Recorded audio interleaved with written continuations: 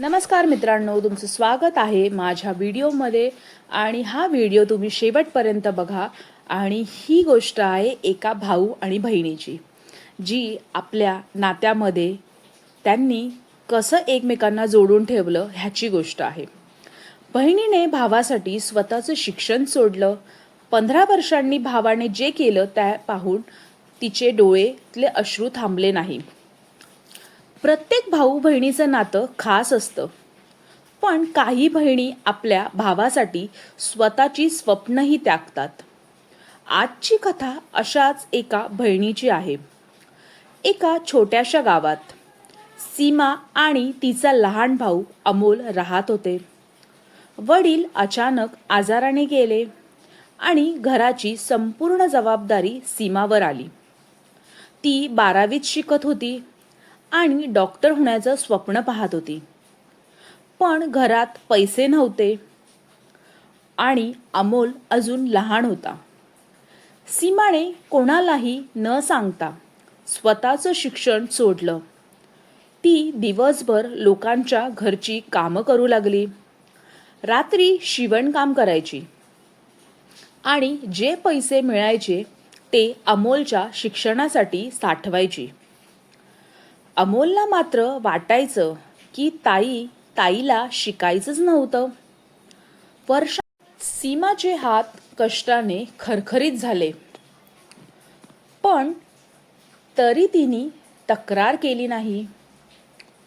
अमोलने खूप मेहनत घेतली आणि अखेर तो मोठा IAS अधिकारी झाला. संपूर्ण गावात त्याचा सत्कार आयोजित करण्यात आला. स्टेजवर भाषण करताना अमोल अचानक थांबला आणि म्हणाला,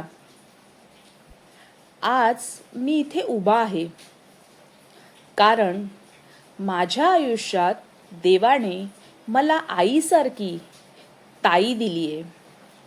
त्याने सीमाला स्टेजवर बोलवलं. सगळ्यांसमोर तिच्या पायावरती नतमस्तक झाला. त्याच्या डोळ्यात अश्रू होते. तो म्हणाला, ताई, मला आजच समजलं की माझ्या शिक्षणासाठी तू तुझं डॉक्टर होण्याचं स्वप्न सोडलंस. तू नसतीस तर मी आज इथे नसतो.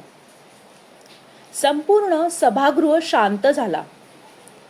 सीमाच्या डोळ्यातून अश्रू वाहत होते. अमोलने पुढे सांगितलं, आजपासून माझ्या पहिल्या पगारातून गावात सीमा शिक्षण निधी सुरू करतोय. या गावातील कोणत्याही मुलीला पैशाअभावी शिक्षण सोडावं लागणार नाही. पूर्ण सभागृहामध्ये टाळ्यांचा कडकडाट. संपूर्ण गाव उभं राहिलं. सीमा रडत रडत भावाला मिठी मारली.